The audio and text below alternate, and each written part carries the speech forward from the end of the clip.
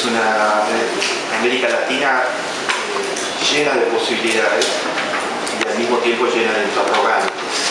En un mundo donde los cambios son a una velocidad enorme, en un momento histórico donde la crisis económica mundial sigue vigente, todo tipo de impactos, y ha sido acompañada ahora por un cambio vertiginoso absolutamente en un área totalmente estratégica de la economía mundial como es el Medio Oriente.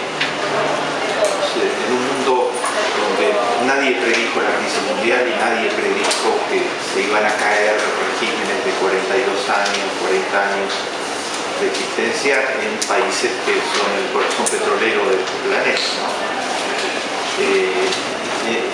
¿Cómo nos encuentra América Latina en turbulencia? Un nombre, ¿cómo nos encuentra América Latina? Yo voy a tocar 3 puntos centrales, 4 puntos. En primer lugar, me voy a referir a las buenas noticias, para llamarlo de algún modo, y a los desarrollos positivos que hay en América Latina en los últimos años, que hacen que el continente sea bastante distinto de lo que era 10 años atrás.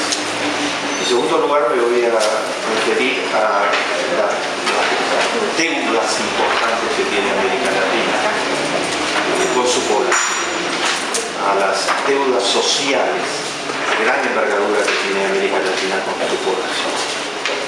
Voy a tratar de trabajar sobre 4 deudas: la pobreza, la exclusión social, los déficits en educación y las desigualdades. Esas 4 deudas no resumen o son una lista taxativa. Hay muchos otros temas, pero son fundamentales, son estratégicas, y en todos esos planos hay problemas muy importantes por delante en América Latina que van a condicionar severamente las posibilidades de desarrollo según se resuelvan o no se resuelvan. En tercer término, voy a tratar de presentar algunos de los mitos, los razonamientos falaces con que se razonan con frecuencia en América Latina sobre la pobreza y sobre la desigualdad. Y finalmente voy a mostrar que hay soluciones, salidas, podemos tener esperanza de que nuestro esfuerzo forma parte de este camino de resolución de los problemas principales para la mayor parte de la población. Son 4 temas sobre los cuales vamos a reflexionar sobre América Latina. Cada uno de ellos incorporaré anotaciones sobre la Argentina. Estos 4 temas van a ser ampliados, están ampliamente desarrollados en Escándalos Éticos, el último libro, y particularmente en el libro en general, en la primera, en la segunda y la tercera parte, están los temas que tienen que ver con las deudas sociales de América Latina, y en la última parte les señalé un trabajo detallado sobre la Argentina del Bicentenario. Entonces allí están ampliados estos, lo que ahora vamos a desarrollar sumariamente. En primer lugar, las buenas noticias. Una buena noticia, o sea, las tendencias positivas que se observan en la región en los últimos años. Una tendencia positiva absolutamente relevante es la democratización de América Latina. Es la democratización de América Latina. América Latina es hoy diferente de lo que era 10 años atrás en este campo. Hay muchos indicadores de avance en la participación ciudadana en América Latina. Desde el crecimiento del tejido social se ha multiplicado totalmente el número de organizaciones de base. Se habla de más de 1 millón por lo menos de organizaciones de base. ONGs, organizaciones de todo orden, el nivel de creación de asociatividad, que es uno de los elementos centrales del capital social, se ha vigorizado seriamente en América Latina. La participación electoral es muy alta en América Latina, es la más alta del planeta en términos comparativos en los últimos años. En el último año y medio ha habido más de 12 elecciones presidenciales en América Latina. Y los niveles de participación se duplican ampliamente en Estados Unidos. La participación en la mayor parte de nuestros países es obligatoria, en los Estados Unidos es voluntaria. El nivel de participación electoral es muy superior al de los Estados Unidos y al de la mayor parte del planeta. Estamos en promedio bastante por encima de las cifras promedio internacionales. La presión de la sociedad sobre los partidos políticos, los políticos y los gobiernos ha crecido muy fuertemente en América.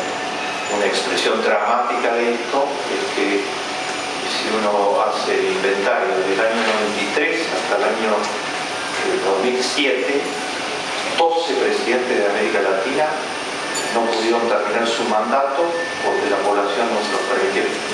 No por golpes militares, sino porque la ciudadanía dijo que basta. Estaban incumpliendo sus promesas electorales, que no mejoraban la pobreza ni la desigualdad, y en algunos casos que había huellas profundas de corrupción. 3 presidentes en Bolivia, varios presidentes en el Ecuador, un presidente en la Argentina, sucesivamente. Ustedes hacen el recuento, son 12 presidentes a los que derrocó la ciudadanía en ejercicio de canales de la democracia, a través de ejercicios masivos de protesta. La exigencia de la ciudadanía en términos de transparencia de los actos públicos ha aumentado muy significativamente y algunos gobiernos han respondido creando instituciones centradas en transparentar los actos públicos. México tiene un instituto público importante que está dedicado solo a eso, a cómo se logra comunicar la gestión pública. Los ciudadanos en ningún lugar de América Latina se conforman hoy con votar una vez cada 4 o 5 años o cada 6 años. Están presionando por diferentes vías permanentemente y están cualquier presidente, por más popular que sea, puede correr riesgos severos si toma decisiones contrarias a lo que es realmente el sentir de la ciudadanía. Estamos presenciándolo permanentemente. Si algún presidente, digamos, basado en su popularidad, puede ser absolutamente real, cree que puede ir fuera de lo que inmediatamente hay impresiones, y varios han debido rever decisiones que tomaron, porque esto sucedió en Bolivia hace 15 días atrás. Un presidente con un altísimo nivel de popularidad, logros importantes de su gestión, pero tomó una decisión determinada, el rechazo fue absolutamente masivo, la ciudadanía se exteriorizó de inmediato y tuvo que anular. Y estos casos se han dado en varios países de América Latina. O sea, es un mandato condicionado, ¿no?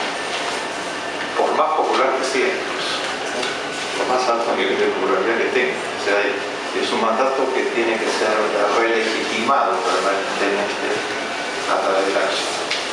Todo esto no es, yo diría, orgánico, es un proceso de construcción. Pero es una democracia. Yo clasifico a las democracias en 3 tipos de democracias.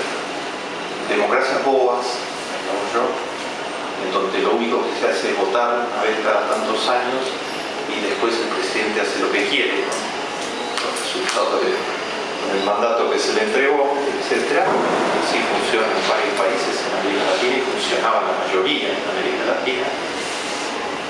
Democracias digamos, activas, en donde hay un nivel de activismo social que significa una presencia de la ciudadanía significativa, y democracias inteligentes, finalmente, calientes, en donde esto funciona como parte del proceso histórico.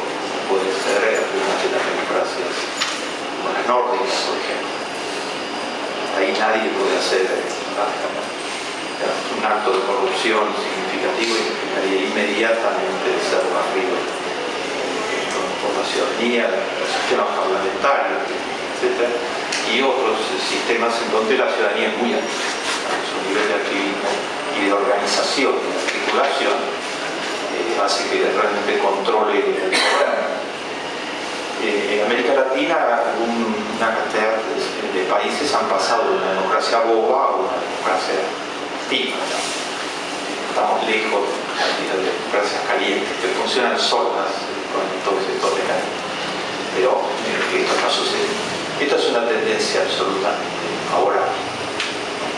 Que haya protesta, etcétera, se manifiesta muy bien en el Latin Barómetro. El Latin Barómetro es una encuesta, la única que hay de este tipo, que mide todos los años, desde el año 96, lo que piensa la opinión pública sobre muchos temas claves en 18 países de América Latina, con una muestra representativa en cada uno de los países.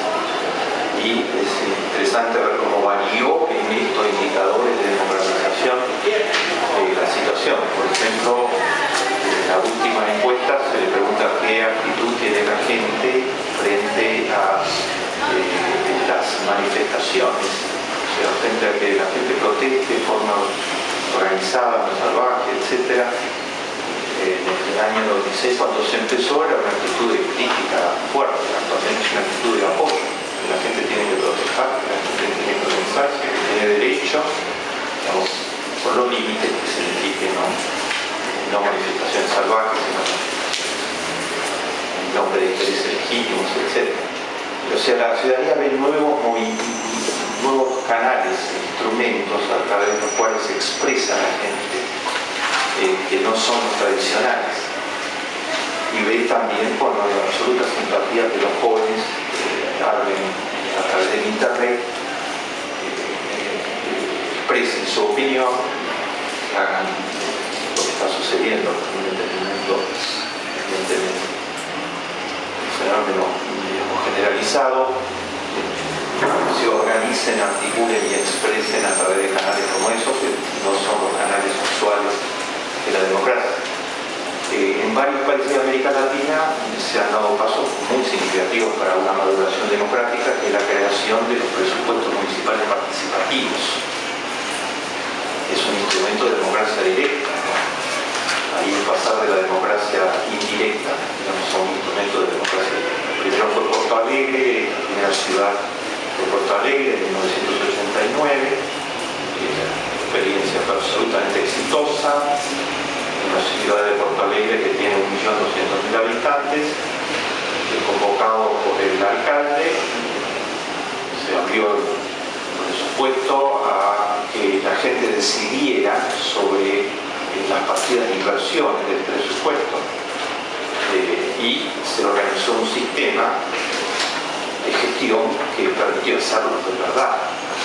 Es el primero que se conoce en América Latina y uno de los más avanzados del mundo. Sin duda, es muy reconocido mundialmente. O sea, se le dijo a la ciudadanía: acá está el presupuesto que estamos planificando, ustedes se reúnen, se le dio 2 sistemas de reunión, uno por vecindarios, para los temas específicos de cada vecindario, de cada área de Porto Alegre, y el otro por temáticas generales para toda la ciudad. Y se le dio la información y se los convocó a deliberar en forma continua, crear mecanismos de control y de seguimiento, y más de 250.000 personas intervinieron en presupuestos municipales participativos, o sea, casi la cuarta parte de la población. Se descuentan los chicos, personas de edades mayores, etc. Es un porcentaje altísimo de la población. y los resultados fueron excepcionalmente buenos porque se logró mucho más de lo que se esperaba. La ciudadanía logró casi eliminar el clientelismo en la ciudad, acercó muchísimo más la gestión pública a las verdaderas necesidades de la gente. O sea, la gente sabe que lo que le falta en el vecindario es mucho mejor que las oficinas de planificación. Y después de una resistencia inicial de la burocracia pública, llamémosla, finalmente el desempeño de la burocracia mejoró con información mucho más fresca y con una coalición que se fue desarrollando entre la ciudadanía y las oficinas públicas alrededor del tema, de los temas que se iban tratando, y se fue ampliando lo que se sometía a consideración de la ciudadanía, que se llegó a discutir el sueldo de los altos funcionarios públicos, etc. Hubo una serie de impactos sobre una ciudad que tenía un porcentaje muy alto de pobreza. Por ejemplo, las inversiones públicas pasaron de las zonas residenciales, creación de parques, estatuas, museos, etc., a las insuficiencias de agua potable. En las zonas densamente pobladas más marginales se eliminó el sistema del agua potable y las inversiones se reorientaron hacia las escuelas más pobres, hacia fortalecer la asistencia de chicos a las escuelas. O sea, bajo la presión directa de la ciudadanía, la agenda se acercó mucho más a las prioridades reales de la gente. Por otra parte, esto dio lugar a, después se incorporó apoyo a la pequeña y mediana empresa, creación de parques industriales para la pequeña y mediana empresa. Toda la ciudad mejoró. Eso le valió al partido que creó esto inicialmente, el partido de Lula, ganar 3 veces seguidas la intendencia de la ciudad y ser votado por la gente de los otros partidos que a nivel nacional podía votar su candidato a presidente. A nivel de Porto Alegre votaba el presupuesto municipal participativo que había beneficiado a toda la ciudad.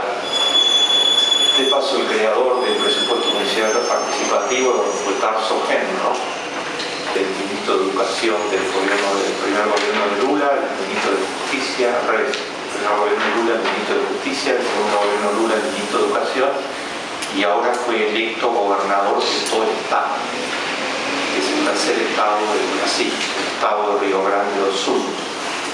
Se debe ser alcalde de Porto Alegre, ahora es el gobernador de todo el estado. Intelectual, muy profundo, ejemplar, la historia política que creó todas las bases intelectuales del supuesto principal participativo. Todos estos fenómenos significan una tendencia a la democratización que es totalmente positiva y dispersa, no es lineal. América Latina ha tenido un retroceso importante con los episodios de Honduras, donde un gobierno electo que tenía niveles de popularidad significativos fue derrocado incrementalmente, ¿no? Hasta el día de hoy, buena parte de los países de América Latina no han restablecido relaciones con Honduras, o sea, no reconocen al gobierno, digamos, que surgió del golpe de Estado. Sería Honduras muy oscuro, todas sus características, por parte de un sector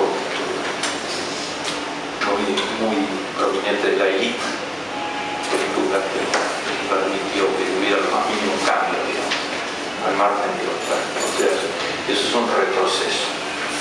Por el otro lado, hay intentos de golpe de Estado que han sido conjurados, ¿no? Sobre la presión internacional, los nuevos foros que se han creado en la región, el Sur, el foro de Mercosur, etc., han hecho sentir su presión para que el presidente que estaba en algunos lugares donde había conspiraciones importantes, como en el Paraguay, por ejemplo, por una oportunidad, una ventana de oportunidad, se lo llama, inédita, que es que la tendencia histórica del deterioro de los términos del intercambio se ha invertido. O sea, que producía América Latina cada año valía menos en términos de productos industrializados, los países industrializados, etc. Es una tendencia histórica secular, digamos. El desarrollo de los acontecimientos a nivel mundial generó una serie de factores que revalorizaron el precio de los commodities. Aquí los factores centrales están la irrupción en los mercados de la demanda china. China y la India juntos son la tercera parte de la población del mundo. China solo es agregar un mercado de proporciones fenomenales, y la activación de la economía china, el crecimiento permanente, el 8-9%,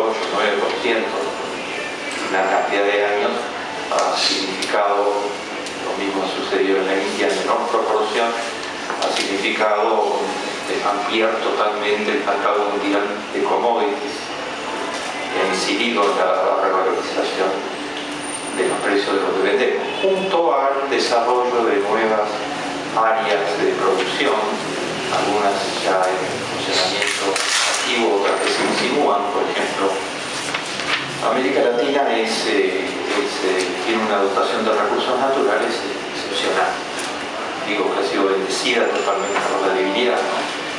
En el mundo hay una gran demanda por agua. América Latina tiene la tercera parte de todas las aguas limpias del planeta Tierra, teniendo menos del 10% de la población del planeta, 550 millones sobre 6.600 millones, tiene la tercera parte de todas las aguas limpias del planeta. América Latina tiene reservas de materias primas estratégicas en todas las áreas importantes, desde el petróleo hasta el uranio, por ejemplo, se anticipa que próximo año probablemente estén en funcionamiento activo los autos eléctricos, que se van a expandir cada vez más, y el mineral fundamental para poder armar, digamos, un programa de autos eléctricos que haya como recargados, etcétera, es el litio. La mayor reserva de litio del mundo está en Bolivia. Ya hay toda una puja fenomenal por cómo se va a manejar eso. Por comprarlo libre. Claro, bueno, por ver cómo se va a manejar eso, ¿no? América Latina tiene todo tipo de materias primas estratégicas. América Latina tiene capacidad de producción de alimentos excepcionalmente favorables, condiciones excepcionalmente favorables, y es el mayor productor de alimentos per cápita del planeta, ¿no?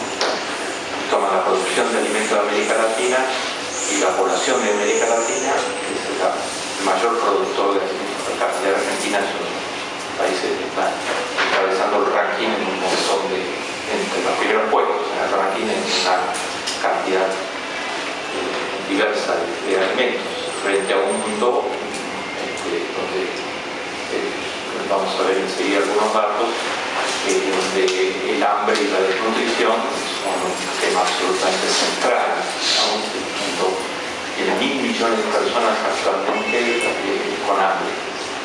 1 de cada 6 habitantes tiene hambre, y América Latina nada en alimentos, de gran capacidad de producir alimentos. Estos factores y otros, digamos, la activación de la economía mundial en un periodo, después se produjo la crisis, etcétera. Ahora la nueva reactivación de la economía que requiere energía, etcétera. América Latina tiene fuentes de energía barata bien importantes. Entonces, las posibilidades económicas son favorables para América Latina actualmente.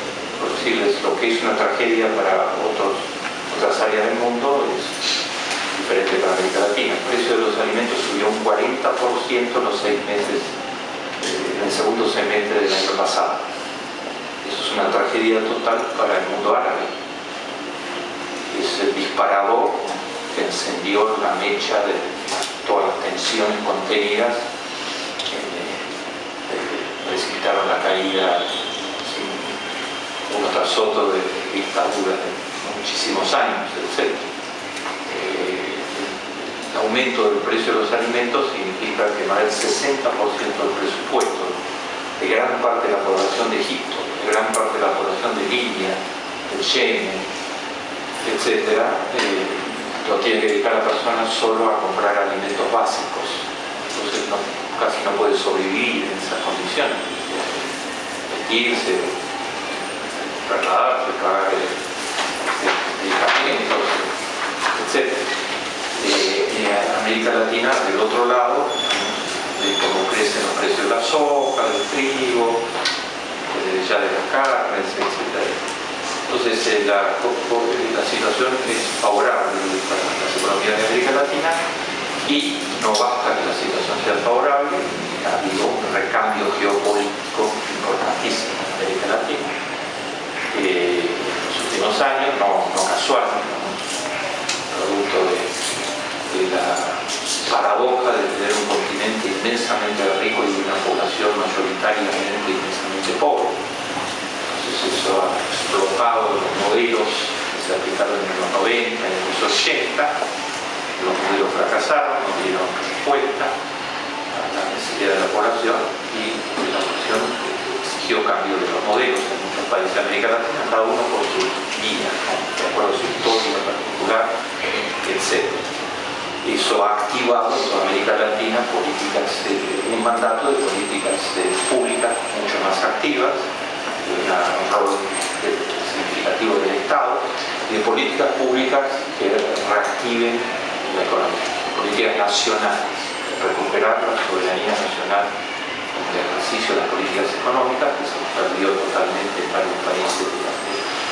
Bueno, hay una serie de políticas económicas diferentes en los países, etcétera, pero reactivantes del mercado interno, favorecedoras de las pymes, que protegen a la industria nacional, etcétera. Todos esos elementos aportaron a que América Latina tenga actualmente las cifras que tiene, excelentes cifras de reserva, baja tasa de inflaciones, excepciones en buena parte de los países y un crecimiento del Producto Bruto este año muy significativo, y antes de la crisis, antes del 2008, periodo 2003-2008, tuvo el mayor crecimiento económico de los últimos 30 años, tasas del 4 y del 5%, por una crisis que hundió a todo el planeta en el 2009 y ahora América Latina ha vuelto a crecer un 5% aproximadamente, un 5 o 6%. Eso son buenas noticias. Yo me olvidé de señalar antes, el presupuesto municipal participativo no se quedó en Porto Alegre, ¿no? Este desarrollo democrático se ha extendido a muchísimas ciudades de América Latina. Y en las Naciones Unidas entregamos hace 2 años atrás el premio a la ciudad mejor gestionada de toda América Latina, a Rosario, entre otros modelos de gestión, muchos campos, en salud pública, en educación, en cantidad de áreas, desarrollo urbano, etc. Tiene un presupuesto municipal participativo muy activo, incluso le ha agregado muchas cosas al de Porto Alegre, como la participación de la juventud. Y esas dos experiencias son las experiencias de referencia actualmente a nivel internacional. La de Rosario y la de Porto Alegre se han extendido en Montevideo, se han extendido en muchas otras ciudades. En Brasil hay 80 ciudades de ese presupuesto municipal participativo. En América Latina en diferentes lugares. Entonces, el desarrollo democrático, noticias económicas favorables, macroeconómicas favorables, son todos elementos esperanzadores. El tercer elemento esperanzador es que ha surgido una nueva generación de políticas sociales en América Latina, ¿no? Bajo la presión muy fuerte de la ciudadanía en este plano, ha habido un recambio político del modelo, digamos, y los líderes sienten que en la agenda tiene que estar primero temas como el hambre, la educación, la salud pública, etc. Esto independientemente de las ideologías, y sin eso no hay campaña electoral posible América Latina. Si no ofrece propuestas, sea de derecha, de centro, de izquierda, si no se ofrece propuestas en ese campo. Y estamos viendo que, por ejemplo, yo vengo de Chile, y ayer el presidente actual de Chile, ¿no?, elegido por sectores políticos, porque fue elegido, empresario, etc., aprobó, envió al Congreso la ley estableciendo que las mujeres que den a luz van a tener 6 meses de licencia paga, lo que coloca a Chile en la avanzada mundial. Ya lo coloca como el país más avanzado de América Latina, ¿no?, pero lo coloca en la avanzada mundial. En Noruega son 13 meses, pero 6 meses es mucho más que todos los medios de los países desarrollados, etc.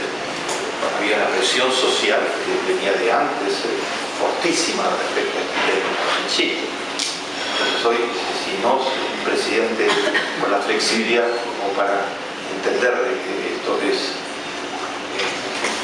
muy importante para su futuro político y para, es una reivindicación fundamental, bueno, toma una medida que se va totalmente de la ideología, de su modelo ideológico, digamos. Hay sorpresas de este tipo en América Latina que indican cuán profunda es la presión social sobre solucionar temas básicos para la población. Todas estas son las buenas noticias. Mi segundo punto es las deudas sociales de América Latina. Acá estamos en un terreno totalmente diferente. Primero, pobreza. América Latina no tiene ningún derecho a tener cifras de pobreza que superen los 2 dígitos, diría yo. Argentina, por ejemplo, en los años 60, con dificultades siempre de todo tipo, tenía 8% de pobreza desde la medida comparativa. Al final del año 2002, después de las políticas económicas aplicadas en los 90, que generaron toda la desarticulación de buena parte de la economía, la desindustrialización del país, la caída en picada de las clases medias. 8 millones de personas dejaron de ser clase media en la Argentina en los años 90 para transformarse en nuevos pobres. A fines del año 2002, Argentina tenía un 58,3% de pobres. América Latina en su conjunto tiene actualmente un 33% de pobres. O sea, 1 de cada 3 latinoamericanos es pobre. Esto es una cifra pésima, ya pésima en términos de la vida individual, de las familias, de la atención social, y totalmente inaceptable en un continente con todas estas potencialidades. ¿Por qué? 180 millones de pobres en términos numéricos. En el año 1980, América Latina tenía 136 millones de pobres. Ahora tiene 180 millones de pobres. La pobreza en muchos lugares de América Latina es hambre. América Latina produce alimentos para 3 veces su población actualmente. Son datos de la FAO y de un estudio conjunto de la OPS, la FAO y la CEPAL. Para 3 veces su población. Y tiene el 16% de los chicos desnutridos o de nutrición crónica. 16%. Una cifra elevadísima. América Latina tiene 53 millones de desnutridos y entre ellos sobresalen los chicos desnutridos. Entonces, cuando yo digo la pobreza mata y enferma, no estoy suponiendo, ¿no?, sino que esto es lo que está sucediendo. La pobreza mata a través de la mortalidad infantil en América Latina. En América Latina mueren 25 chicos de cada 1000 antes de cumplir los 5 años de edad. En Noruega y en Suecia este año 3 chicos de cada 1000. 25 versus 3. La tasa es altísima, la tasa de América Latina en términos internacionales. La pobreza mata madres en América Latina. Todos los años, según la OPS, la Organización Panamericana de la Salud, lo viene denunciando, mueren 20.000 madres o más en América Latina durante el embarazo o el parto. La tasa de mortalidad materna es 80 madres mueren cada 100.000 partos de chicos nacidos vivos. En Canadá mueren 6 madres cada 100. En América Latina 80. Y en los pueblos indígenas del Perú, un país que con tan buenos récords económicos en los últimos años, de crecimiento del producto bruto, etcétera, etcétera, mueren 400 madres cada 100.000 durante el embarazo del parto. O sea, el crecimiento no tiene nada que ver con la vida de las madres indígenas en el Perú. Es el cuarto país con mayor tasa de mortalidad materna del planeta. El gasto en salud pública en el Perú, a pesar del crecimiento del Producto Bruto, se ha mantenido por debajo del 2%. Debería ser por lo menos el 6% del Producto Bruto. La Comisión Panamericana de la Salud, etc. Entonces, el Estado no llega de ninguna manera a proteger a las madres indígenas del Perú, como también sucede en Guatemala. Guatemala es un país de 13 millones de habitantes con recursos potenciales muy importantes, pero es un país donde las 12 familias de Honduras, las 12 familias controladas desde El Salvador, etc., un grupo muy reducido de familias, el dueño de la mayor parte del producto bruto. Ese grupo muy reducido de familias no estaba interesado en que haya políticas de protección a la infancia, de lucha contra la desnutrición, etc. Y entonces Guatemala es un país donde 48% de los niños están desnutridos. 48% de los niños. Antes les dije 16% para el conjunto de América Latina. Guatemala es el 48%. Y casi no hay sistema fiscal. O sea, no hay impuesto a la renta en Guatemala. La contribución total de la presión fiscal total es el 9% del producto bruto. En los Estados Unidos es el 30 y pico %. Entonces el Estado no tiene instrumentos mínimos para gestionar y para desarrollar planes ambiciosos. Con mucho esfuerzo, el actual presidente y su esposa, que está muy comprometida con las políticas sociales, etc., presidente socialdemócrata, etc., con mucho esfuerzo han logrado un punto más, digamos, de recaudación. Pero la élite guatemalteca no le importa que haya 48% de niños desnutridos, ¿no? Claro, puede ver Egipto y Libia, debería importar mucho más, ¿no? Y la pobreza mata madres, mata niños, y tiene estas proporciones, no tienen nada que ver con el Producto Bruto de América Latina. O sea, si uno establece correlaciones entre el Producto Bruto per cápita y cifra de pobreza, no le da en América Latina.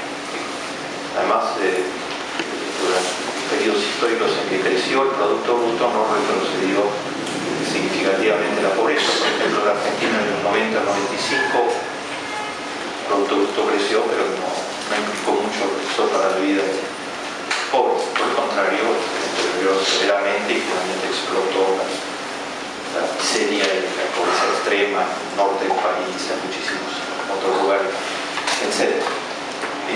Está sucediendo lo mismo en el Perú.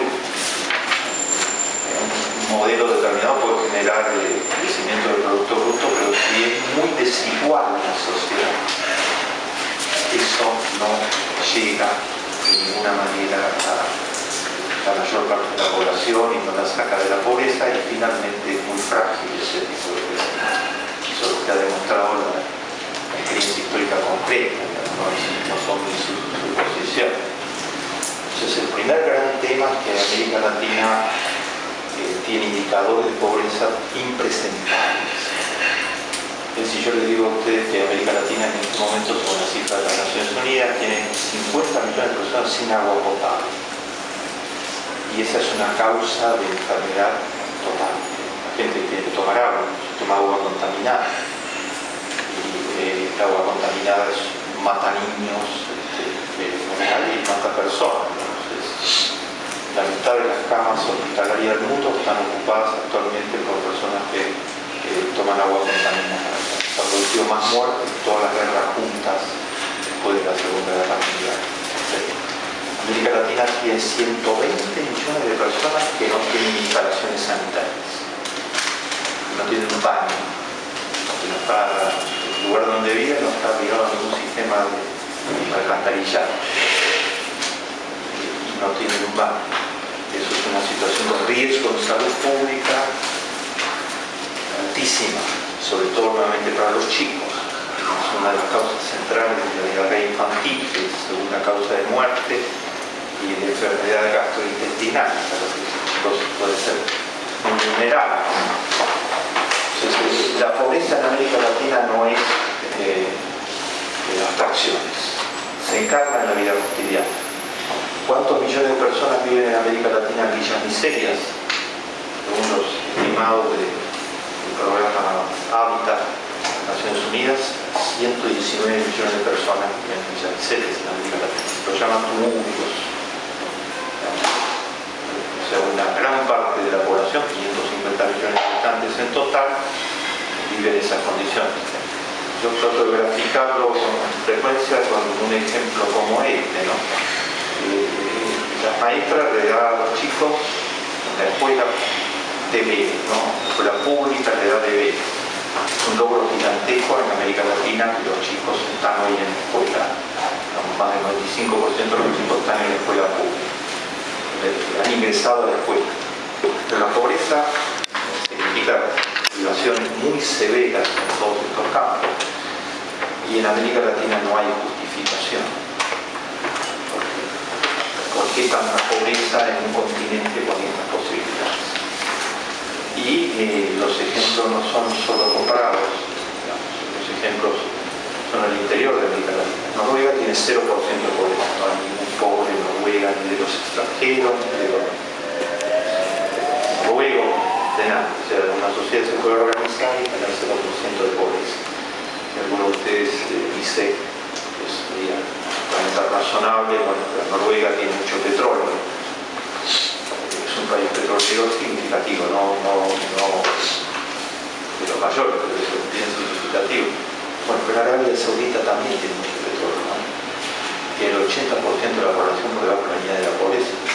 Y el primer ministro de Noruega hoy está durmiendo muy tranquilo en su casa, porque la población lo votó, lo respalda, mientras que el rey de Arabia Saudita está pasando mal. Lo hicieron volver de Londres de urgencia ahora, que estaba haciéndose medicamentos, etc. Corre peligro todo el sistema político de siglos, ¿no? Porque la población no ha recibido muy poco la atención social en general, como en Egipto, y como en Libia, y en Yemen. Ahí tengo la tabla de la cifra de desocupación juvenil de hace pocos días, un informe sobre la cifra de desocupación juvenil en el mundo árabe. Ustedes tenían que ver si ven la de precio de los alimentos, la cifra de desocupación juvenil, entienden lo que está pasando, no mecánicamente, sino también en factores históricos complejos, pero sin duda es todo lo que está detrás de lo que está pasando. Están las cifras de desocupación juvenil. Yemen, 64%. Arabia Saudita, 87.5%. Jordania, 83.5%.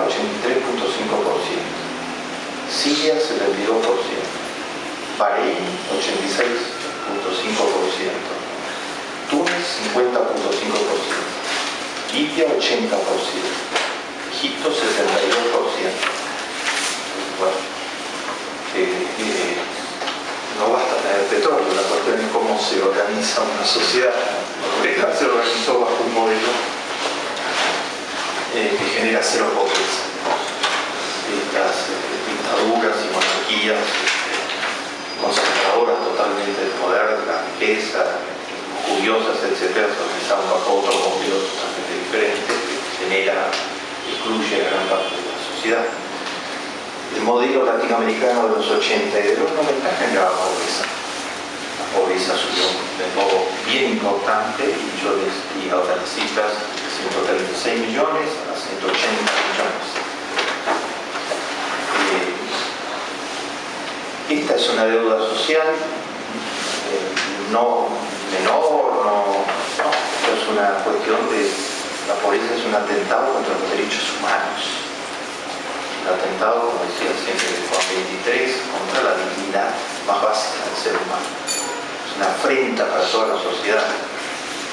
Yo llamé a mi libro Escándalos Éticos porque eso, la pobreza es un escándalo ético. En América Latina es un súper escándalo ético. En América Latina invierte 4.5% del producto, con las mejoras importantes que hubo en los últimos años por consecuencia de los cambios geopolíticos en América Latina. Eso es muy poco. El mínimo es el 6%, para adelante. Y ese muy poco es mucho menos poco en algunos países. Volvemos a tomar el Perú, por ejemplo, 1,8% de la educación. Las élites peruanas no están mayormente preocupadas por esto que preocupa todo el género humano actualmente a nivel individual, familiar, por dar educación a los hijos. Los últimos datos sobre América Latina en materia de educación son estos, es un informe de la UNESCO hace muy poco tiempo atrás, donde resume la situación. Yo escribí un artículo con estos datos en La Nación hace pocos días sobre la situación de la educación en América Latina. A ver, vamos a explicar las cifras.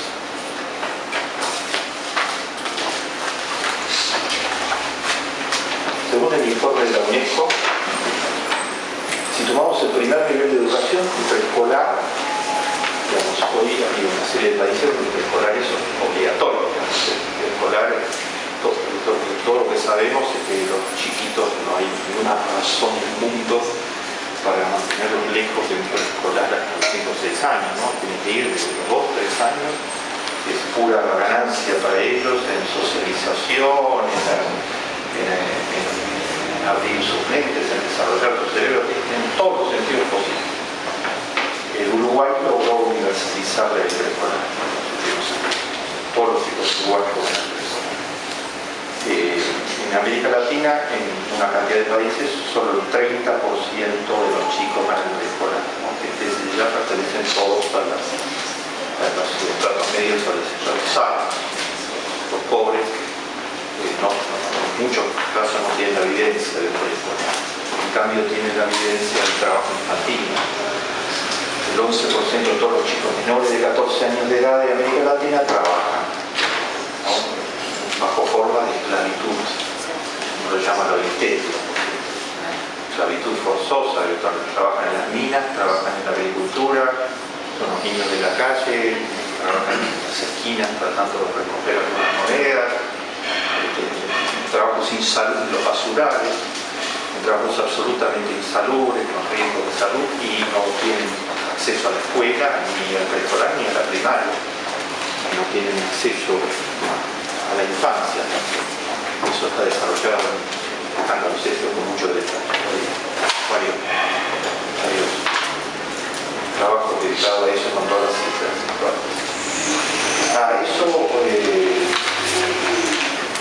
El fenómeno, digamos, de las desigualdades está causado en parte importante por la desigualdad de la educación, que a su vez está alimentada por la desigualdad en general.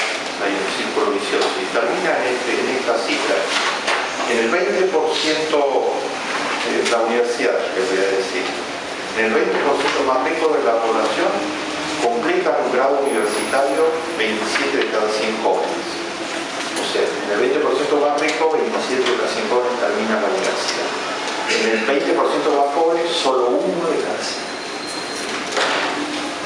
Termina la universidad, solo 1 de cada 100. Estamos hablando de países donde la mayor parte de la universidad es pública y gratuita. En forma de 18, se extendió a toda América Latina y eso fue una conquista fundamental de la Universidad Latinoamericana. Pero para entrar a la universidad no basta con eso. Primero hay que haber pasado por el secundario, digamos, ¿no? Y después hay que tener condiciones para poder sostenerse en la universidad, etc. Condiciones de todo orden, ¿no? Entonces eso no pasa así, y entonces tenemos la cifra dramática de que solo 1 de cada 100 jóvenes, 20% más jóvenes, logran completar el grado universitario. Esa desigualdad fenomenal de escolaridad, digamos, de niveles de escolaridad, va a actuar como un reproductor de la desigualdad. Van a tener posibilidades de ingresos totalmente diferentes, posibilidades de acceso a trabajo totalmente diferentes, etc.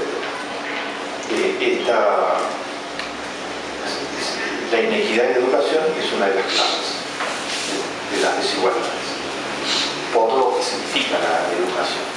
Yo hablé solo de escolaridad hasta ahora, pero hay un tema importantísimo que es calidad en la educación. Es lo que reciben los chicos que van a las escuelas públicas, urbanas, es lo que reciben los que van a las escuelas públicas rurales, es lo que reciben los que van a las escuelas privadas. Y bueno, los indicadores indican que hay un circuito de reproducción de la desigualdad fenomenal.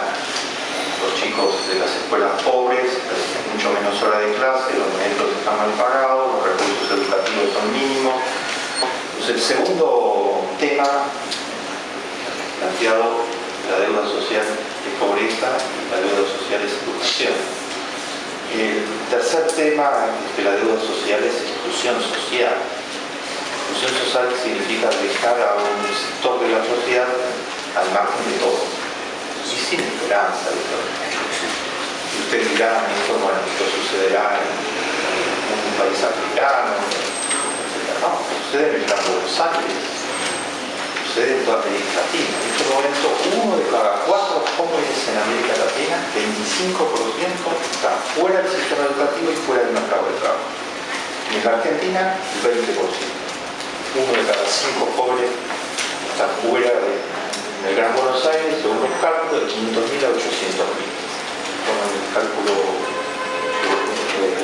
gobierno normalmente es 500.000. El cálculo de Cáritas es 800.000. La medición. Fuera cual fuere, esto es una bomba de tiempo total. O sea, que los jóvenes estén fuera de todo. Y no fue por su voluntad, sino que desertaron primaria o secundaria por todas las razones de pobreza que he estado señalando a lo largo de todo el trayecto y quedaron con ese margen del mercado de trabajo. Y la crisis mundial terminó de agravar la situación, las cifras de desocupación juvenil en casi todo el mundo son muy altas actualmente y en América Latina normalmente duplican las cifras de desocupación promedio de la economía. En 3 años, Nicolás considera una experiencia modelo, se erradicó el analfabetismo político. O sea, esas cosas que pueden hacer están absolutamente al alcance de la sociedad que se lo proponga. Simplemente. Y están incluidos los grupos de origen afroamericano en América Latina, que son sectores importantes de la población en Brasil, Colombia, etc. Con el color de piel sigue jugando como un discriminador según todas las cifras. Una de las políticas de Lula fue la discriminación afirmativa en las universidades para la población negra.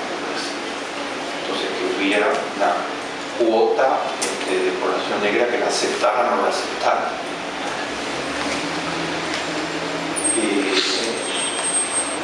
Y están excluidas, no en el mismo nivel, pero sufrieron un problema de discriminación severa de en América Latina, las mujeres. Otras formas de discriminación. Ha habido avances enormes, evidentemente. Nuestro país es uno de los más avanzados del mundo en la participación de mujeres en el Congreso. Una ley que forzó a los partidos, el 30% de sus candidatos tienen que ser mujeres, etc. Que ayudó mucho en esa dirección, junto con la gran pelea de las mujeres. Pero en el mercado de trabajo las mujeres ganan 30% menos que los hombres a igual responsabilidad. En el mercado de trabajo la mujer tiene que ser, yo digo, una super mujer, porque toda la carga familiar sigue cayendo íntegra sobre ella en nuestras sociedades y al mismo tiempo que tiene que ser competitiva y hacer lo mejor que el hombre para evitar la discriminación en el trabajo. Yo creo que uno de los artículos del libro se llama Mujeres al borde de un ataque de nervios, ¿no? Y entonces, doy todas las cifras, todos los datos al respecto, digamos. Y si llega a quedar embarazada y estar mal, la situación se le pone dificilísima, el trabajo, etc. Es un motivo de discriminación severa todavía en nuestra sociedad. Y si a eso le suma la violencia doméstica, el 30 al 50% de las mujeres han sido objeto de violencia doméstica en América Latina. En los estudios, o sea, la existencia del machismo patriarcal, secular, digamos, muy fuerte, que está muy metido en los cuerpos policiales y en el aparato judicial en América Latina. Les he señalado 3 temas: las deudas sociales, la pobreza, vacíos en educación y la discriminación, ¿no? En el libro tiene mucho más desarrollado estos elementos. El cuarto y último tema, para señalarles, es que si uno se pregunta, un poco esquematizando el punto de la situación, ¿por qué un continente tan rico tiene tantos pobres? Y eso se lo están preguntando muchos latinoamericanos. Yo tengo que ser muy pobre, mientras que otros viven a nivel de la clase alta de Suiza, o de la clase alta de Luxemburgo, etc. ¿Qué pasa? Bueno, América Latina tiene un cuarto problema clave, que es la región más desigual de todo el planeta. Es la región de todos los continentes el que tiene el peor coeficiente Gini, que es el que mide la desigualdad en la distribución de los ingresos. En América Latina tienen todas las tablas y todos los datos en Primero la Gente. Hay un extensísimo artículo mío sobre cómo opera la desigualdad en salud pública, y entonces ahí tienen todos los datos sobre la desigualdad en general. Y algunos datos nuevos, hay un artículo de fondo sobre desigualdad con escándalo serio. En América Latina el 10% más rico tiene de 30 a 50 veces lo que el 10% más pobre. Para darles una idea comparativa, en Noruega, en Japón, son 6 veces. En América Latina son de 30 a 50 veces. En España son 10 veces. La proporción de América Latina es la mayor del mundo de distancia entre ricos y pobres. La desigualdad del coeficiente Gini de América Latina es 0,57, 0,58, y el coeficiente Gini de Noruega es 0,25.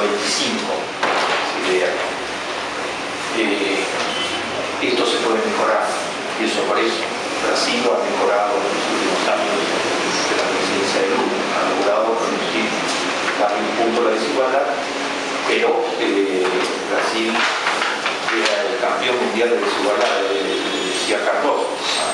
Pero nosotros somos los campeones mundiales del fútbol, ganamos 5 veces en la Copa del Desarrollo, pero somos los campeones mundiales de desigualdad. Ahora Lula logró reducir en algunos puntos lo que sigue siendo altísima la desigualdad, pero muestra que se puede. La desigualdad es la principal explicación de la pobreza en la historia. ¿Por qué un continente tan rico tiene tanta pobreza? Porque es el más desigual de todos. Porque la desigualdad hoy, digamos, todo el mainstream económico, o sea, la corriente principal en economía, finalmente se ha rendido ante pruebas abrumadoras. Hoy se sabe estadísticamente, está comprobado hasta el Fondo Monetario, digamos, lo acepta, etcétera, que los países pagan la desigualdad carísima. Más desigualdad, menor mercado interno, menor tasa de ahorro nacional, más tensión social, más homicidios, más criminalidad, menor cohesión social, más elitización de los sistemas educativos, conspira contra el desarrollo de todas las formas posibles y genera pobreza. Genera de forma muy práctica, para que ustedes lo vean, genera destinos de pobreza. Si un chico nace en América Latina, unas 120 millones de personas que viven públicos en América Latina, desde pequeñito va a tener problemas de salud porque está alimentado precariamente, va a ir a trabajar, entre comillas, digamos, a hacer basurales, etcétera, no va a poder completar la primaria, que hace grandes esfuerzos, su familia y él no va a poder completar la secundaria y va a quedar afuera y va a reproducir el destino de pobreza en la familia que pobre. La desigualdad crea, yo lo llamo las trampas de pobreza. Se puede bajar la pobreza, los primeros niveles de pobreza con cierta facilidad ya con políticas adecuadas. Cuando se lleva al núcleo duro de pobreza, que son estas trampas de la pobreza, se necesitan políticas muy estructurales de fondo para lograr abrir la puerta de la trampa. La puerta de la trampa es abrirle. Las políticas económicas sociales de Lula sacaron a 20 millones de personas de la pobreza. El gobierno uruguayo logró un gobierno de excelencia gerencial, en la gestión, en todos los campos, logró desplazar todo el sistema político histórico del Uruguay, ¿verdad? Pocos años, etc. Logró bajar la pobreza en un 15% en el Uruguay, en la gestión del Frente Amplio. La pobreza se redujo totalmente. Michelle Bachelet en Chile logró algo que coloca nuevamente a ese país en la avanzada a nivel mundial.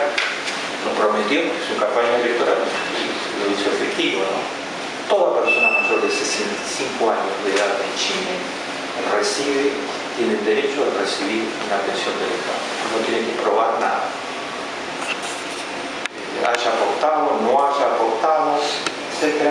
El derecho de la tercera edad a que el Estado, o sea, todos, la sociedad, esté apoyándolo en la etapa de la tercera edad en América Latina es la desigualdad estructural.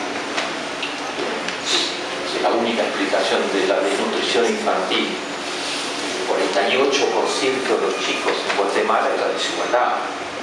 Es tan feroz que la élite se cree que puede seguir con un sistema así y al contrario, digamos, uno escucha en la élite guatemalteca con referencia a que en definitiva los indígenas, el 60% de la población es indígena, los desnutridos son indígenas, que los indígenas en realidad son subhumanos. Escucha esos razonamientos en pleno siglo XXI, que son razonamientos de una racionalización extrema, racista, total, y escuchan el peruano, razonamientos racistas de los cholos, de las sierras, etc. Toda estos cuatro problemas juntos hacen una América Latina muy tensa, muy explosiva, que se ha encarrilado en la explosión existiendo, ¿no? Ya 12 presidentes fueron destituidos antes de terminar su mandato en los últimos años. Y no sabemos qué hubiera sucedido si algunos tomaron decisiones desafortunadas para la población mientras se hubieran tenido, digamos, ¿no? Se hubiera desviado su nivel de legitimidad generalmente. Esta América Latina está muy tensa por estas deudas sociales fenomenales.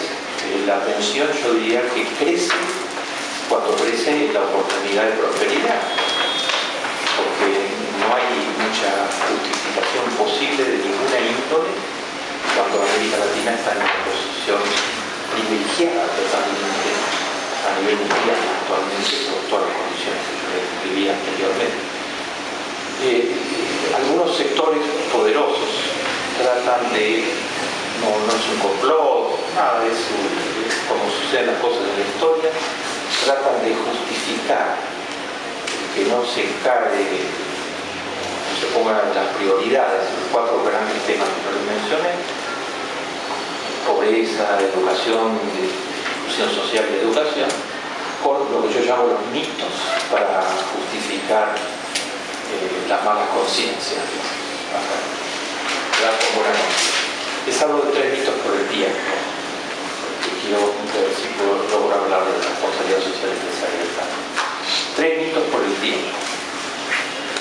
Primer mito, el mito de que estamos exagerando la pobreza, de que la pobreza en realidad es un fenómeno inevitable, y como lo decía Menem, que era un excelente comunicador, ¿no? Pobreza hubo siempre, no.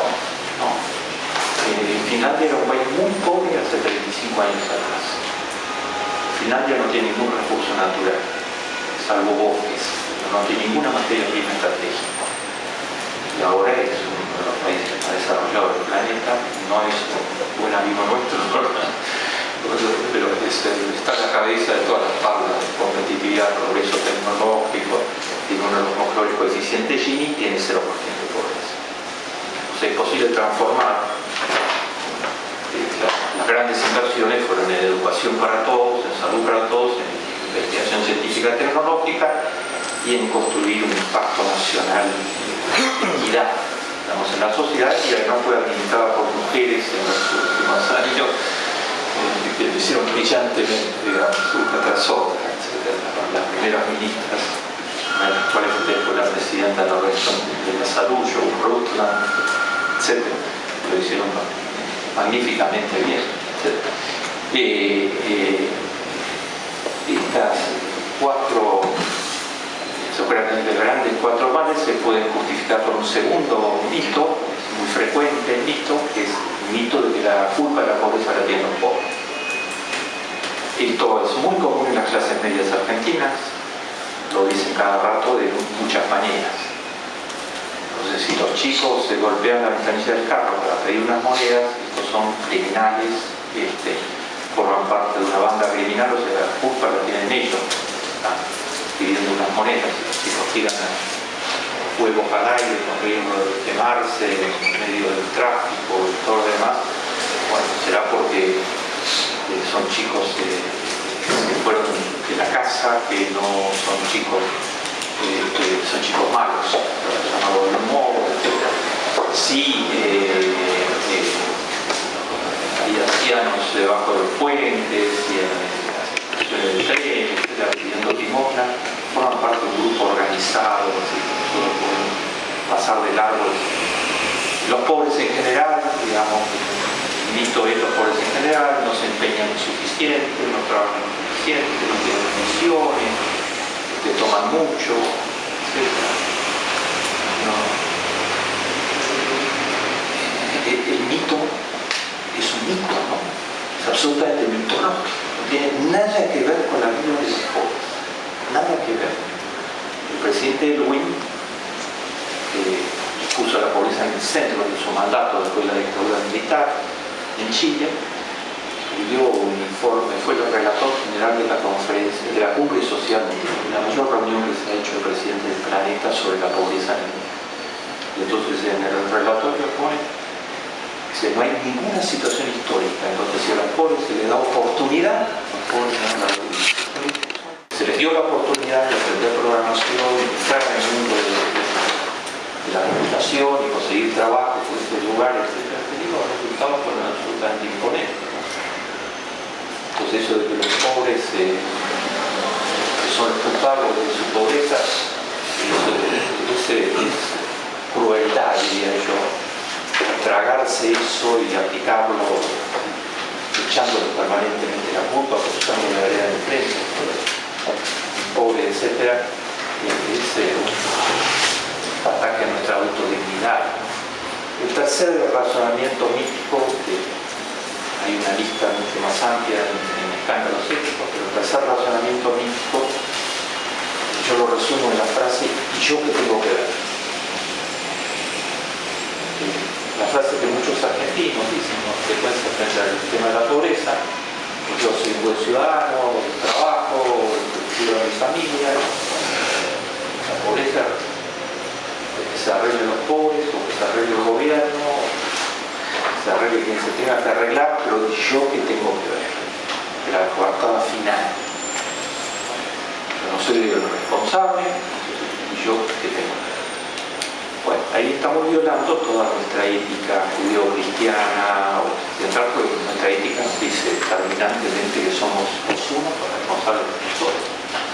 Eso dice el Sermón de la Montaña y eso dice Moisés en el Antiguo Testamento, y que ama a tu prójimo como a ti mismo, y mucho más terminantemente todavía en el Deuteronomio dice que no puedes ser indiferente frente a la sangre de tu prójimo, frente al sufrimiento de tu prójimo.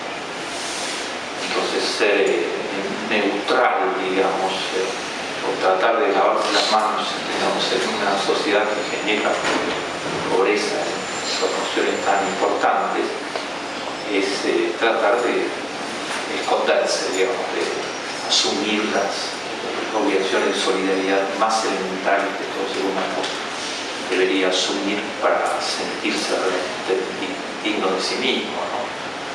Es un cinismo muy brutal con uno mismo, ¿no? Todos somos responsables y unos más responsables que otros, pero todos somos responsables de tratar de que la situación cambie. Mi último punto, le mostré los mitos que oscurecen el camino. Es importante denunciarlos. Entonces empieza el trabajo diciendo que la empresa privada está en su bajo grado de legitimidad pública, porque después de la crisis de Wall Street arrastrada a todo el planeta porque unos pocos quisieron ganar lo máximo y generaron burbujas, y el gobierno de Bush reguló totalmente y tenían toda la impunidad, etc. En la historia con el desprestigio es muy grande. Entonces la tesis del artículo de Michael Porter,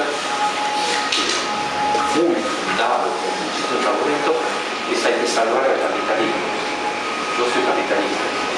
Hay que salvar el capitalismo. Si no ponemos el problema en el centro y vemos cómo podemos reestructurar, no ya una empresa u otra o arreglar la legislación.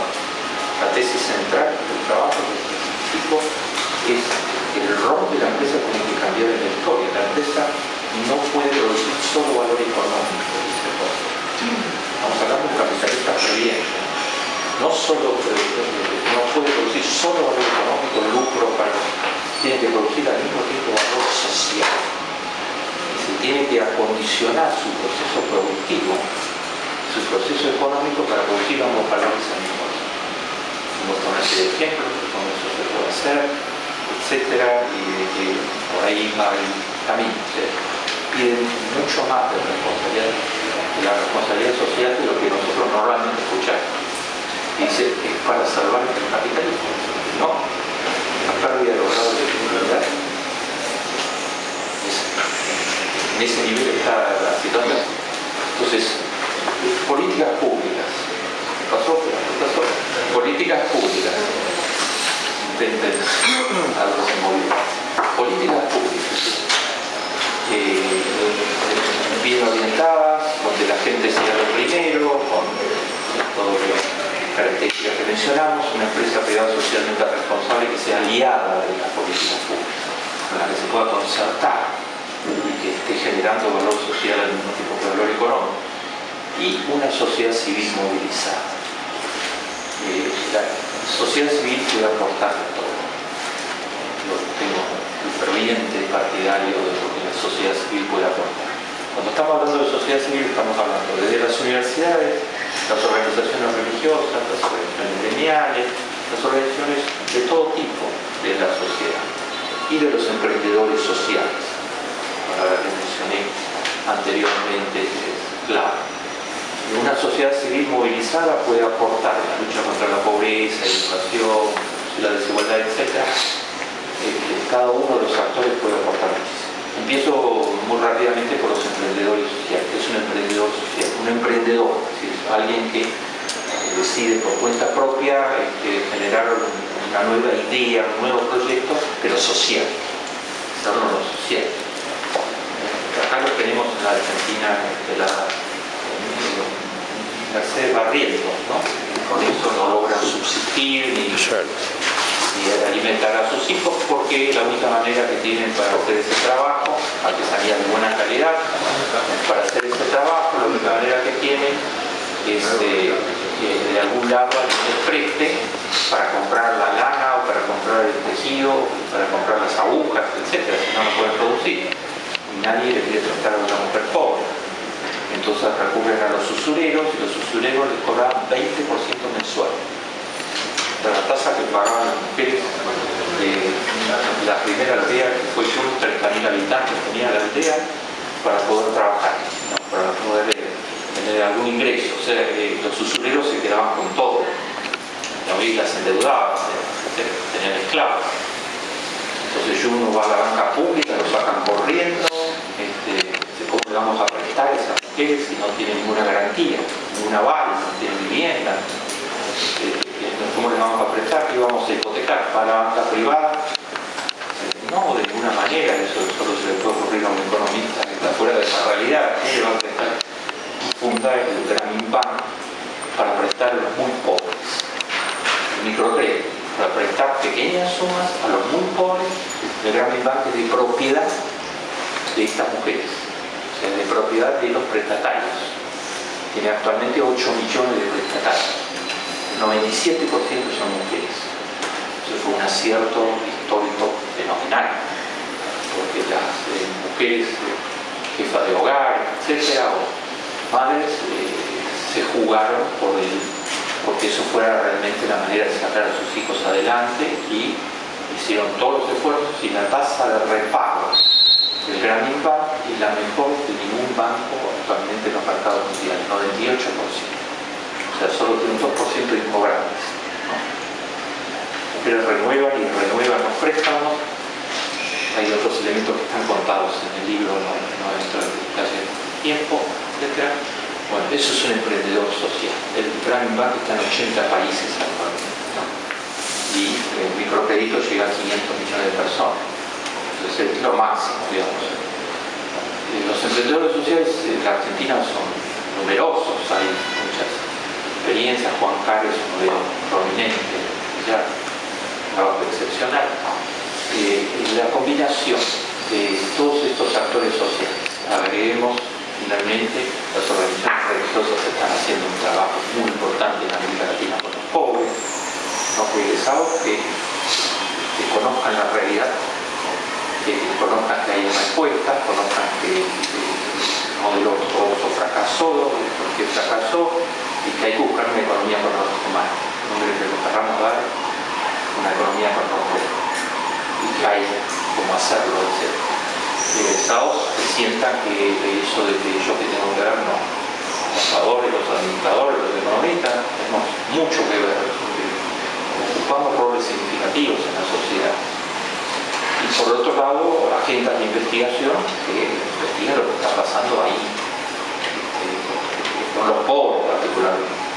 A eso se está dedicando Bill Gates. O sea, tomó la agenda de salud que no tomaban las empresas, los grandes laboratorios, que la agenda de la malaria, la agenda de la tuberculosis, la agenda del paludismo, la agenda del SIDA, las enfermedades de los pobres. Y Gates se dio cuenta de eso en nuestras universidades, que tienen que estar metidas en la agenda de la gente. Como hacemos para remediar los déficits de vivienda, que seguimos teniendo problemas de agua potable, y fuera potable, sigue habiéndolo, muchas de las cosas que yo les fui contando acá. Y tenemos que tener la extensión, se queda muy chica, no de extensión. No representa el rol que se tiene adentro de la sociedad, con sus profesionales, con sus profesores, con sus investigadores, en alianzas estratégicas con agentes de cambio, tratando de desarrollar proyectos integrales, ayudando a las políticas públicas, proyectos integrales de cambio. Son una de las vanguardias en las respuestas que necesita América. La universidad no tiene mucho dinero en América Latina, la situación ha mejorado en Brasil, en Argentina, las políticas públicas son respetuosas, digamos, de la universidad, se está muy distante de lo que debería ser, pero avanza bien, pero tiene una masa crítica que es la más rica de la sociedad. O sea, tiene investigadores, estudiantes, profesores que conforman un núcleo muy relevante para la sociedad. Si pocos somos parte de los dueños del conocimiento, digamos, que es ajeno a grandes sectores de la población, en la posibilidad de leer la realidad con instrumentos analíticos más estructurados, profundos, etc. Y es una obligación moral elemental que tratemos de convertir eso en acción, digamos. Hay un desafío abierto fenomenal. Candidatos alentadores, el programa de subsidio universal a hijos de trabajadores informales. Uno no puede menos que sentirse muy estimulado ustedes a mí se me atribuye ser el creador de la gerencia social. Entonces vengo abogando hace más de 20 años por un programa de características, ¿no? Ese programa tiene todo lo que uno ha escrito que debe tener un buen programa social. Número uno, que va al núcleo más pobre de la población, los chicos que no tienen ningún sistema de protección porque sus padres son informales. Y descubrimos, de todo, que en la Argentina son más de 4 millones de chicos en desarrollo, que no tienen de ningún lugar protección. Segundo, que el programa está planteado como un derecho y no como una prevención. La ley que dice que se reúne un perfil de condiciones y de familias conformemente a que asista al colegio, se dé las vacunas, etc., puede reclamarle al Estado legalmente que el Estado tiene que otorgarle, incluirlo en el programa. Tercero, que no hay intermediarios, digamos, la plata está depositada en los bancos, que son incluidos en el programa, que es una tarjeta, una cuenta, y retiran la plata. Cuarto, que hay instancias de monitoreo, habrá que fortalecer seguramente, pero hay instancias de monitoreo, etc. Entonces, va en la de quinto, para lo más importante, una inversión de recursos altísimos. En realidad debería ser un programa que veía todo el país, ¿no? Iba a tratarse en el Congreso y el gobierno lo sacó por otro lado, etc., pero había consenso que tenía que haber un programa de este tipo en todos los sectores sociales. Es una inversión de recursos que, junto con el programa Bolsa de Familia de Brasil, es el mayor porcentaje del Producto Bruto que se haya dedicado al programa de política social en la historia del Brasil y de la Argentina.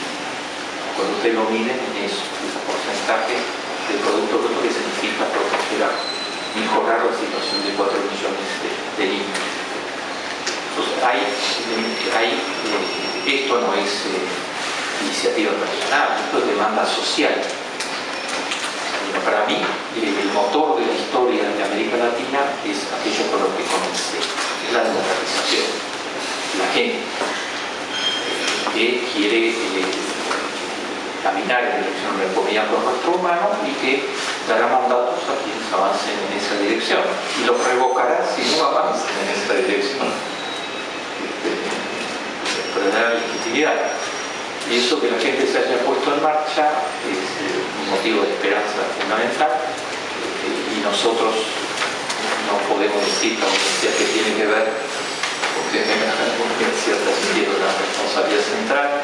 Bueno, hemos ideado la idea de Amartya Sen pensando que los jóvenes, las nuevas generaciones, más capaces, más comprometidos, etc., podíamos hacer una contribución, porque las tasas de crecimiento demográfico se han reducido sensiblemente.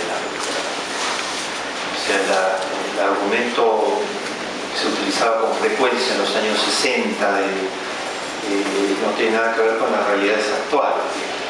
América Latina ha pasado de ser países de alto crecimiento demográfico a ser países de medio y de bajo crecimiento demográfico. Uruguay es una población estancada.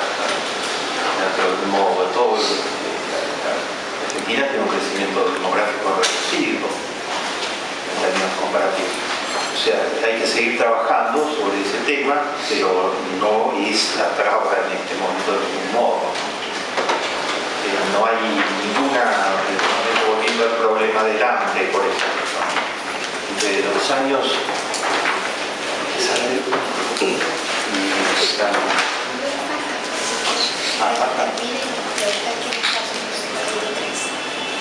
una sola. Bueno, entonces la gente compra alimentos todavía mucho más baratos, de mucho peor calidad. Deja de consumir alimentos nutritivos con nutrientes y pasa a consumir basura, digamos, la comida rápida, digamos, el éxito de las McDonald's, etcétera, etcétera, ha aumentado en su costo, ¿no? Bueno, y su muy bajo costo, es veneno puro. Todas las citas con el uso de salud pública no pasan el más elemental de los tres. La gente degrada la condición de su comida y empieza a comer una vez por día en lugar de 3, etc. Y finalmente, ¿qué está sucediendo? Y eso fue parte de por qué la dictadura de 40 años del mundo árabe cayó. Finalmente la gente empieza a vender lo poco que tiene para poder comer. Es una escalera, no es el tema poblacional el tema central, porque con las tecnologías actuales es posible, como pasa en América Latina, producir alimentos para 3 veces la población de América Latina y al mismo tiempo que suba los hambrientos, aunque haya aumento del Producto Bruto, porque es la región más desigual del planeta. No me siguen en el modelo y no me renuevan en el mandato electoral, ¿no? Eso fue en el 95, etc. Lo que viene después es el caos. Trato de volverlo a usar en el año 2000. No, el caos y seguimos el modelo como se está mostrando, ¿no? El caos llegó a la economía más poderosa del planeta, ¿no? Cuando se atuvo estrictamente al libreto en el periodo de Bush y desreguló totalmente y debilitó todo el sistema construido de equilibrios sociales durante muchos años. O sea, ojalá la ortodoxia tuviera razón. Entonces tendríamos ahora 10% de pobreza, cero de inclusión social. No tiene razón porque la historia ha demostrado lo contrario. Tiene toda la razón cuando escribe, lo van a ver en algunos de los trabajos, escribe que el modelo es simplemente mala economía. El modelo ortodoxo es mala economía, produce desequilibrios feroces, no produce crecimiento sostenido y beneficia a unos pocos. La mayoría quedan afuera del modelo. Entonces la idea del pensamiento único era, como Muriel dice, es una manera de presentar las cosas para descalificar la existencia de alternativas. Amartya Sen dice, hay un montón de modelos que me vienen con que esto de la ortodoxia neoliberal es el único. Está el modelo de los países nórdicos, que por ahora es el más exitoso del planeta. Ha producido cero pobreza, la mayor esperanza de vida, los mayores niveles educativos del planeta y tiene una democracia totalmente activa, etc. Está el modelo de los países del sudeste asiático, que han tenido progresos importantes a su manera. Está el modelo chino, que yo soy absolutamente crítico de sus características políticas, digamos, autoritarismo, feroz, etcétera, etcétera. Pero ha sacado de la pobreza efectivamente a cientos de millones de personas, ha tenido efectividad en ese terreno. Está el modelo de Europa Occidental, ahora cuestionado por la crisis de Wall Street, que es la que la arrastró. Está el modelo Wall Street. La generación de capital social. Todos estos modelos tienen muchísimo capital social atrás, que ahora se está empezando a medir, ahora se está empezando a trabajar mucho más. Es uno de los temas que se ven en la Amartya Sen. El mismo programa Amartya Sen es generador de capital social. Y creo que la confianza, la participación cívica de la gente, la relación entre las personas, eso es lo que estos modelos tienen de exitoso también. Y creo que es lo que va a llevar al crecimiento de este país. Me parece fundamental remarcárselos a ustedes, que son los tutores de los programas, son tutores de programas que van a generar capital social. Fundamentalmente para entender la importancia que van a tener los premios Amartya una vez que egresen. Excelente aporte de Diego. Sé que yo voy a reprogramar, lógicamente, entonces estoy pensando en lo siguiente. Hemos dado una conferencia sobre América Latina y el África, ¿no? Ya la van a recibir por video y va a salir, creo que para la conferencia de apertura, el profesor ha elegido América Latina y la Argentina porque es ahí donde tenemos que ubicar. El jueves próximo yo doy otra conferencia acá. Entonces la voy a armar para los Amartya Sen de la UBA y de las universidades cercanas, ¿no? Para los participantes, no para los tutores, sino para los participantes. Creo que vamos a reunir unos 100, 150 de Profeta Matanza, de Loma de Zamora, de La Plata, creo que ya han hablado con ustedes el jueves a las 7. A las 7, de 7 a 9.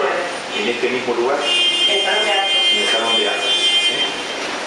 Entonces esa la voy a dedicar para contarles a ustedes estaban pidiendo. Me voy a dedicar a 3 temas.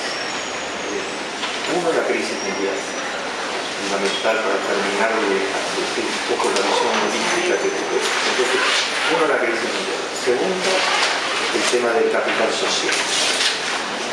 Una palabrita, hay que desagregarla mucho para darle vida, digamos, ¿no? Pero voy a saltear para los que vienen, los alumnos que vienen, y voy a saltear el punto número 1 para que ustedes tengan un segundo video. Voy a hacer leer sobre eso, etc. Para que ustedes tengan un segundo video. Entonces pueden contar con 2 conferencias mías y por real para que puedan abrir el programa.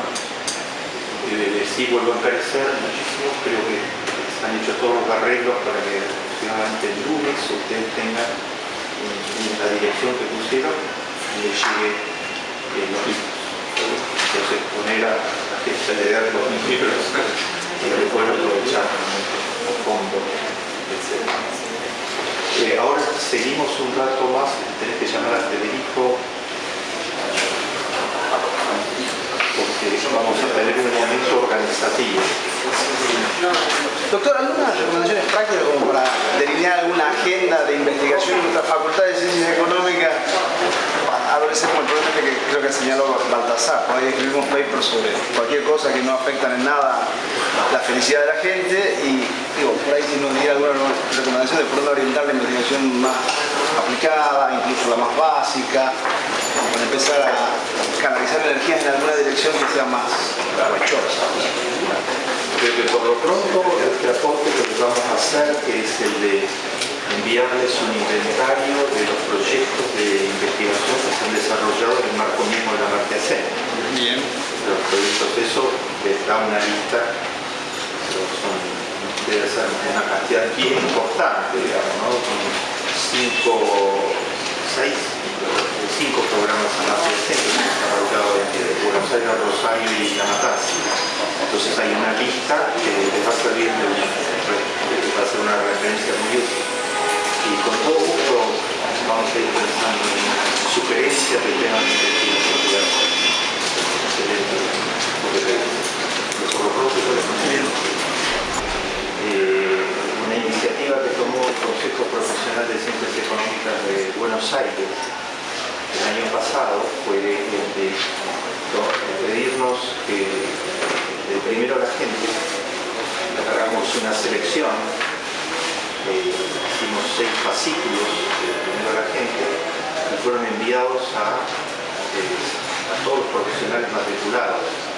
50.000 más. 50.000, etc. Si nosotros pudiéramos hacer circular en San Luis, en todos lados, eso está armado. Está circulado y ya está armado. Y por ahí ustedes le piden al Consejo Profesional de Buenos Aires, lo pueden hacer circular a los 220 contadores y es una iniciativa desde los contadores, los consejos profesionales, pero hay un largo camino de muchas cosas que se pueden desarrollar ese campo. Bueno, muchas gracias por todo el trabajo hecho en conjunto. Me tengo que ir a dar una conferencia.